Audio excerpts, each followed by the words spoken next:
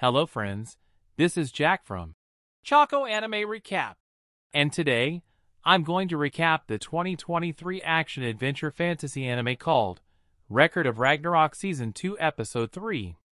But before that, it's my humble request to every person who is watching this, please like this video and share it with your friends. Arthur Conan Doyle recalls a familiar melody from his childhood as Jack begins to sing. London Bridge is falling down. This takes him back to the days of late 19th century London, where a young boy sings the nursery rhyme while walking hand in hand with his parents. Excitedly, the boy chooses to have roast beef for his meal when his father offers him the choice. As they walk through the alleyways, the young boy comes across a wooden dumpster where he finds a half-eaten loaf of bread. Just as he reaches for it, a chef appears and kicks him, stating that food must always be paid for, even if it is just scraps. The 12-year-old boy pleads for the chef to show mercy, but to no avail. For him, scavenging the dirty, urine-stained streets of London for scraps of food was a daily struggle just to survive. With his unique ability, the boy can clearly sense the emotions of others through his right eye, perceiving them as distinct colors. As he pleads with the chef for the half-eaten loaf of bread, he sees the dark hues of mixed feelings, including disgust, rage, scorn, and contempt. Desperate for a meal, the boy promises never to return and clings onto the chef's leg, begging for mercy. As the chef sneers, the boy recognizes a shift in the colors, now indicating dominance. Ultimately, the chef relents and allows the boy to take the bread, but with a warning to never come back. Living in a harsh world, the boy has developed the remarkable ability to read the emotions of others through his right eye, a tool he uses to navigate the dangers of the streets. With the bread in hand, he feels a glimmer of hope that his mother will be pleased. At a brothel, the boy makes his way up the stairs and witnesses a man leaving a room. A frustrated woman shouts at a man, accusing him of not living up to his promises. The man nonchalantly replies that the amount of money he has given her is sufficient compensation and insults her with a vulgar name. The man storms out of the room, leaving the woman behind. In his place enters a young boy, searching for his mother. He finds her lying on the floor, looking defeated. The boy asks if the man had physically hurt her, but his mother reassures him that she's okay. However, as she embraces the boy, she notices a wound on his arm and quickly tends to it, worried it may become infected. After counting the money left by the man, she breathes a sigh of relief that there is enough to buy medicine. The boy thanks his mother, and she embraces him tightly, telling him she's the only hope he has in this world. The boy looks at her, seeing her bright emotions in vivid colors, and finds her beauty to be comforting. He exclaims in amazement as he beholds the beauty of the woman before him. The young boy finds great joy in observing the emotions of his mother, Mary, as they dance across her face like a kaleidoscope of color. The next day, the boy sits quietly on the steps of the brothel, reading a collection of William Shakespeare's lyrical masterpieces.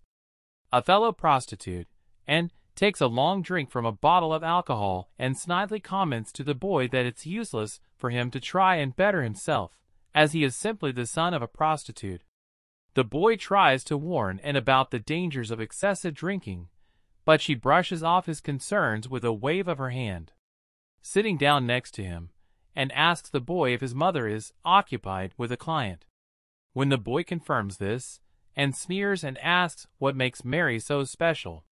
Mary had become pregnant 5 times before, all by different customers, and had terminated each pregnancy. However, when she became pregnant with her 6th child, she decided to keep him and raise him as her own. Taking another swig, and says she feels sorry for the boy. He asks why, and she brings up that this is a pretty shitty place to be. The boy, closing his book and glancing at his bandaged arm, asserts that he is the happiest boy in the world. He explains that the love of his mother, who chose him out of all the children she could have had, was all he needed to be content. This sentiment lasts until a certain fateful day. One evening, the boy is walking up the stairs with a big wheel of cheese he had found. However, his excitement is cut short as he hears Mary scream, "No!" from inside her room. He rushes to her side and asks what happened. Mary is in tears, holding a newspaper and points out to the boy. The newspaper in front of Mary was about Jack Smith, a once struggling playwright who found success by marrying into nobility, and reveals that Jack was a former client of Mary's, and this news brings Mary to tears as she sobs about how Jack had promised to come back for her once he made it big, and shakes her head, calling it a cliché, and exits the room telling Mary it was her own fault for believing in a 13-year-old promise. As Mary's sobs turn to sniffles, the boy approaches her with a cup of water. When Mary doesn't respond, the boy tries to comfort her and let her know that he's there for her.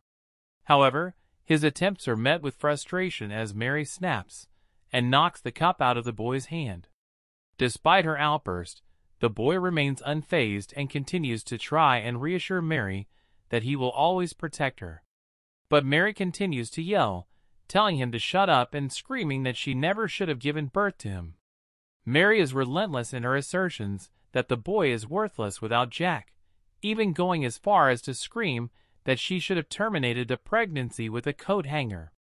As she violently tears apart the boy's cherished possessions, the young man begins to weep as he realizes the true nature of his mother's feelings towards him. The bright, loving Hugh he had always associated with her affection was nothing but a mirage, a facade to manipulate Jack and secure her own position. Through his unique ability to see and interpret emotions, the boy watches as Mary's aura turns a murky, toxic shade similar to the chef. He insists a polluted color like that is no good and begins choking Mary with his bare hands, promising to free her from her grief. As Mary struggles, the boy sees a color he hasn't seen before and questions if it's fear. He sees how it's trampling over all her other feelings, and upon his first time seeing the color of fear, the boy thought it was beautiful. After Mary gets free, she tries to question what he's doing, only for the boy to cut her throat with a knife from the dresser behind her. As Mary dies, the boy smiles, smitten by the color she's displaying. With the entire room covered in his mother's blood, the boy hugs Mary's corpse and says he loves her. Later that night, the boy approached Jack Smith's residence. Jack, taken aback by the bloodied and armed figure before him, queried the boy's identity and whether he was a fan.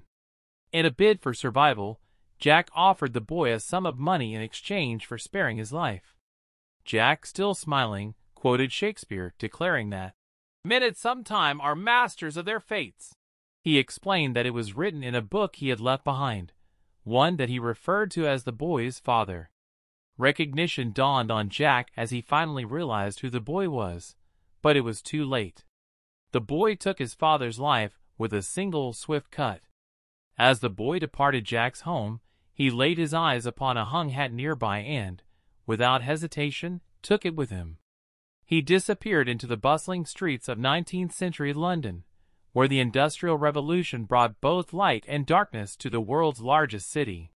The boy dragged his knife along the walls of an alleyway as he sang, "London Bridge is falling down." In the present, Jack boasts about his ability to perceive the storm of emotions that boiled within others when he was alive. But at the moment of death, he explains, the only feeling left was fear, and it purified all else. Jack finds the sight to be breathtaking. Heracles responds that Jack will never break him, for the only thing he fears is straying from justice. As Jack throws a barrage of knives, Heracles effortlessly blocks each one and moves forward, forcing Jack to take refuge behind Big Ben.